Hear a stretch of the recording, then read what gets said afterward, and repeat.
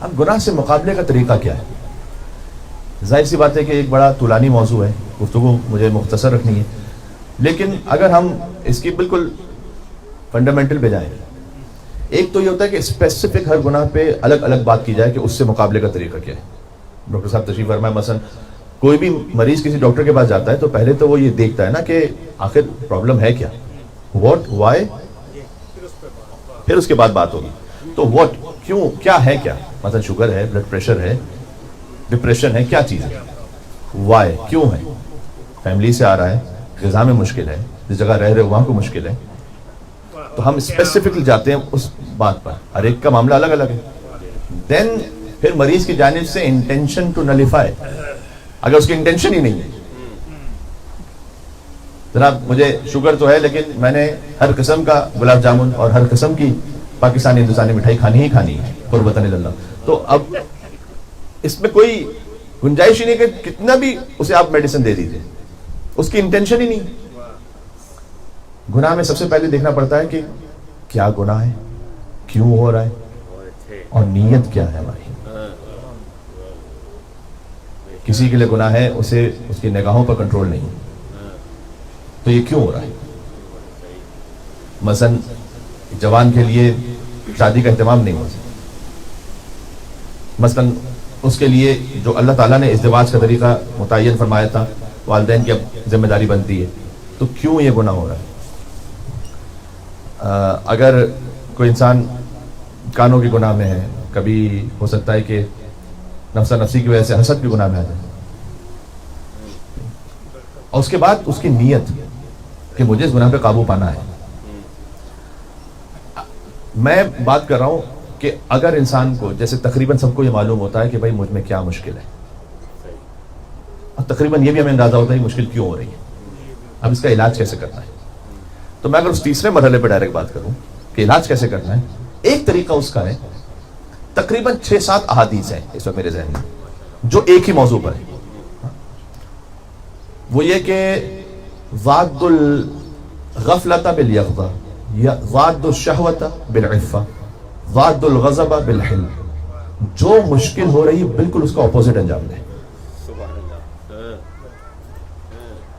اگر غصہ بہت زیادہ آتا ہے گھر میں، تو چاہے مینوفیکچرنگ، مطلب اس میں کہ ہم کوئی دل سے ہم حلم نہیں کا اظہار کر رہے ہیں، لیکن کم از کم پریٹینڈ یہ کریں، یہ لفظ زیادہ بہتر ہے کہ مجھے غصہ نہیں آ رہا، اس کی ضد سے اس کا علاج کریں.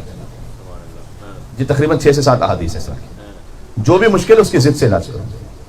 مثلا ملا احمد نراقی، ان کی کتاب معراج السعادہ، جب قدیم ایسا ہوتا تھا کہ غوث علمیہ میں ایڈمیشن لینے کے لیے آتا تھا نا، تو اس کو ویسے ایڈمیشن نہیں ملتا تھا، کہتے تھے کہ جاؤ یہ کتاب پڑھ کر آؤ پہلے.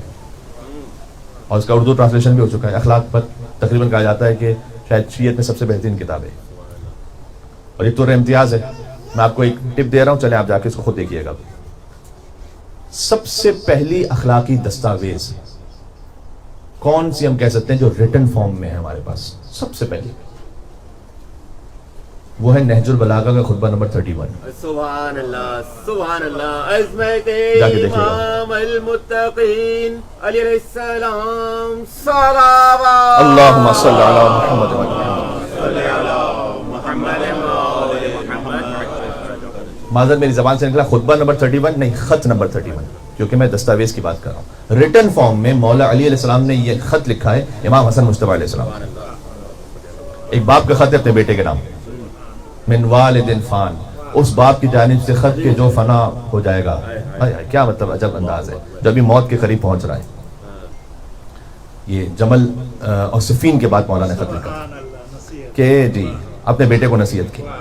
اچھا اس کا آپ محسوس کریں گے کہ یہاں پر وہ عصمت کے حوالے سے بات نہیں ہو رہی، یہاں پر ایک باپ اپنے عام بیٹے کو، تاکہ ہم سب کے لیے نصیحت رہے، کیا نصیحت کر سکتا ہے، کیا بیسٹ ایڈوائس ہو سکتی ہے. آپ جا کے پڑھیں اگر آپ اپنے بچوں کو کوئی نصیحت کرنا چاہتے ہیں. فرسٹ ریٹن ڈاکومنٹ اخلاق پر، وہ کہا جاتا ہے کہ یہ اس ایک لیٹر کی کم از کم 6 شروحات لکھی گئی ہیں فارسی زبان میں. اچھا سیکنڈ بھی بتا دیتا ہوں. سیکنڈ ہے نہج البلاغہ کا خط نمبر 69. یہ سیکنڈ اخلاقی ڈاکومنٹ ہے جو لکھا ہوا ہے. یہ خط ہے مولا علی کا حارث ہمدانی کے نام. اب میں حاشیے میں جاؤں گا تو پھر بات کہیں سے کہیں نکل جائے گی. تو کہنے کا مقصد ہے کہ ہمارے پاس اس کے بعد پھر علماء نے اخلاقی کتابیں لکھی کہ بھائی اخلاق پر کوئی کتاب بھی ہونی چاہیے. پھر بہت ساری کتابیں لکھی. ان میں سے ایک بڑی جو ویلیوبل کتاب ہے وہ ہے معراج السعادہ، علامہ نراقی کی کتاب. اس کتاب میں وہ لکھتے ہیں کہ اگر کوئی کسی اخلاقی مشکل میں ہے تو اس کا حل یہ ہے کہ اس کی ضد پر عمل کرے.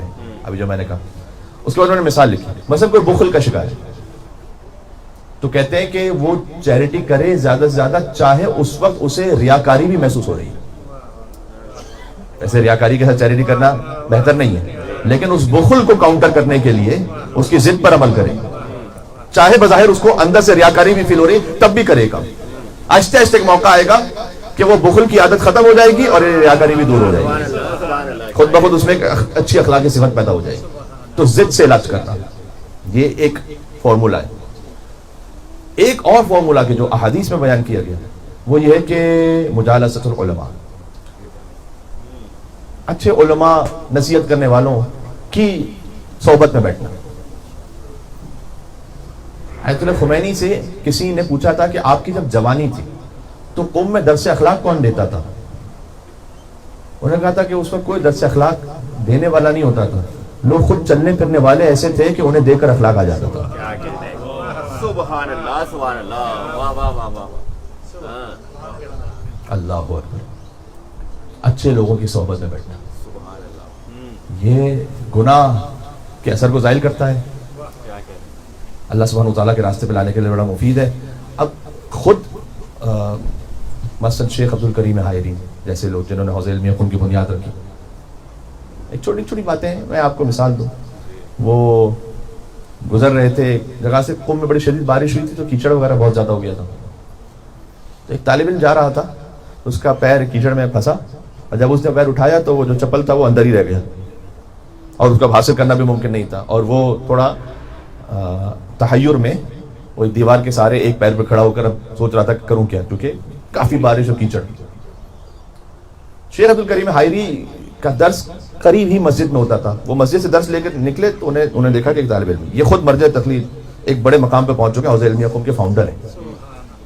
تو طالب علم کے انہوں نے محسوس کر لیا کہ اس کے ساتھ کیا مشکل ہے. اس کے پاس آئے، اپنے دونوں چپل نکالے، اس کے سامنے رکھے، کہ یہ پہن کے جاؤ، میرا گھر بہت قریب ہے، تم چلے جاؤ، میں جاتا ہوں اپنے گھر سے. اس نے کہا نہیں حضرت یہ کیسے ممکن ہے؟ کہا میرا گھر قریب ہے، آپ یہ چپل پہن کے چلے جائیں، میں اس حالت میں چلا جاؤں گا، گھر میں پیر دھو لوں گا. اب ایک اتنے بڑے آیت اللہ کا یہ ایک عمل، یہ 100 درس اخلاق سے افضل ہے. بے شک کیا کہنے. سبحان اللہ سبحان اللہ.